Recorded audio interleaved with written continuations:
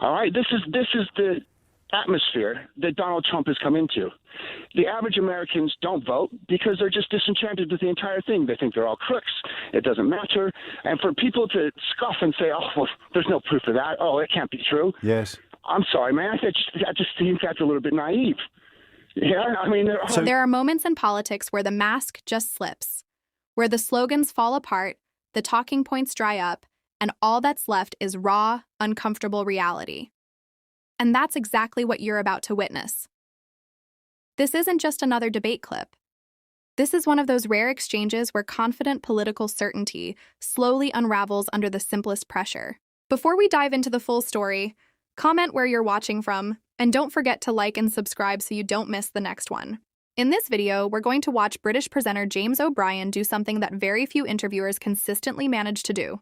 Calmly, methodically press a Donald Trump supporter on the claims he's making, until those claims completely collapse under their own weight.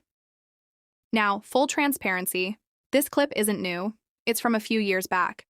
But here's the thing. The age of the video actually makes it more interesting, not less. Because even though the conversation happened years ago, the mindset behind it, the arguments, the emotional reasoning over evidence, that hasn't changed. If anything, it's become even more common. And I know a lot of you may not have seen this exchange before. So instead of just referencing it, I wanted to show it in full, break it down properly, and then give you my thoughts on what it really says. Not just about one caller, but about a broader pattern we keep seeing in modern political discourse. This isn't about shouting. It's not about who talks louder. It's about what happens when someone is asked one very simple thing. What's your evidence? So let's watch the full exchange carefully. Pay attention to the confidence at the beginning, and notice what happens when the questions get sharper. Then we'll come back at the end and unpack exactly why this moment still matters today. All right, this is the atmosphere that Donald Trump has come into. The average Americans don't vote because they're just disenchanted with the entire thing. They think they're all crooks. It doesn't matter. And for people to scoff and say, oh, well, there's no proof of that. Oh, it can't be true. Yes. I'm sorry, man. I just think that's a little bit naive. Yeah, I mean... So you're talking about an environment of... Because Trump is the crook that they thought all politicians were, but he comes... But the thing is he's an honest crook, mate. It's like there's no... You know what I'm saying? He's not hiding it. You know, you say that, oh, Biden sounded like a statesman. Like, that's a good thing. Yes. It's not. Right. It's somebody who spent their life being a polished liar, taking corporate agenda and pushing it through. Are you describing these are not good things. Are you describing what you think now, or what you think they think? This is what I believe, and this is what I've spoken to many of my friends back in America. We talk about these things, you know. And you've got the whole media juggernaut as well. If I asked you to persuade me that Joe Biden was a polished liar, what would you do? I just pointed his 50-year career. Yeah, well, go on. How else could he possibly stay in power? I mean, this is the whole thing about Trump, because that's a question, not an answer. From outside. No, I know, but I just want you to... I'll be honest with you, man. I don't have any facts because I didn't know anything about Joe Biden before I heard his name as the elector. But you're absolutely certain that he spent half a century lying. If he's a politician, he's been in the job for that long, I don't see how he could avoid it. But you just said you'd never heard of him before last year. I don't need to hear. He was vice president. This is what I think an average American. Shouting louder doesn't make any more sense because he was vice president for 8 years. Right. Again, I'd never heard of him. Yeah.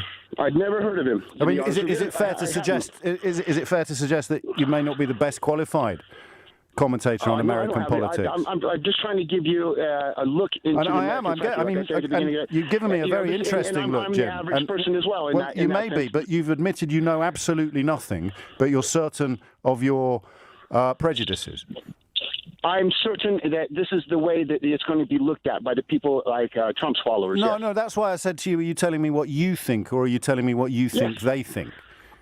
I'm telling you what I think. I'm telling you think that Joe Biden, between my friends that I've spoken to about the subject. I understand that. I mean, I find it horrible what you're describing, but I don't think you're lying. I think you're being honest. So you can look at Donald Trump and see what you described as an honest crook, and there is all the evidence of his wrongdoing that goes back 50 years, and you know, we could make a list. We'd be here until Christmas. Yep, the man's got immense character flaws.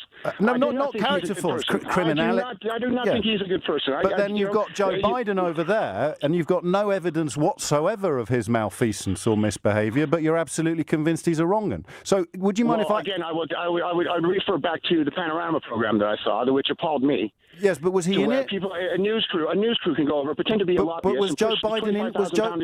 Was Joe Biden in it? No. So he was not in it. I've got two questions. Do you recognise on any level how ridiculous you sound? And I say that affectionately. Okay. All right. Yeah. I suppose so. So now. And the second question is who did this to you? Where do you think this came from? Because you weren't born like this. At some point in the last 50 years, you've become a man who's absolutely convinced of things despite having no evidence for it whatsoever. How do you think that happened? Because I have been pulled over, and I have had police in America rewrite the arrest report, and I have had basically lies told in court about me, and I have had trouble in America. And that's how you know that Joe Biden is not to be trusted. This is my personal experience with the establishment. Oh, what? Being pulled over by police in America. That's right. Okay.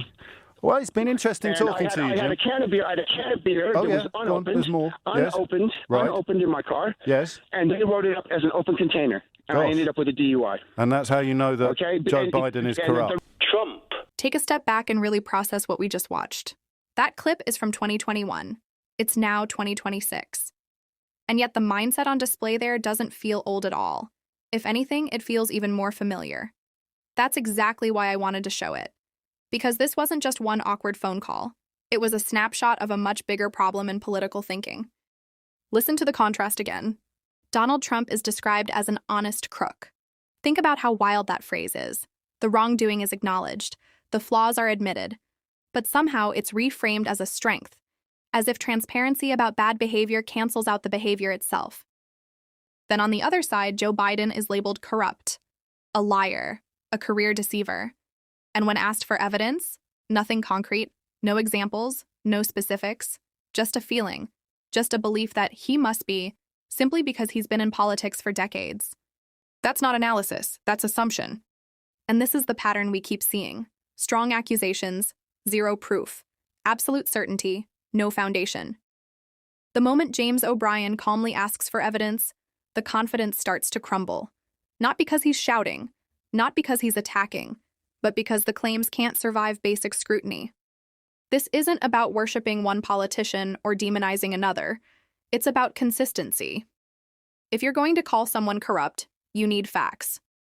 If you're going to defend someone with documented controversies, at least own that position honestly. What we saw wasn't a debate about policy. It was a belief system colliding with reality. And that collision is happening more and more in today's political climate. Let me know what stood out to you most. Drop your thoughts below. And if you're new here, subscribe for more breakdowns like this.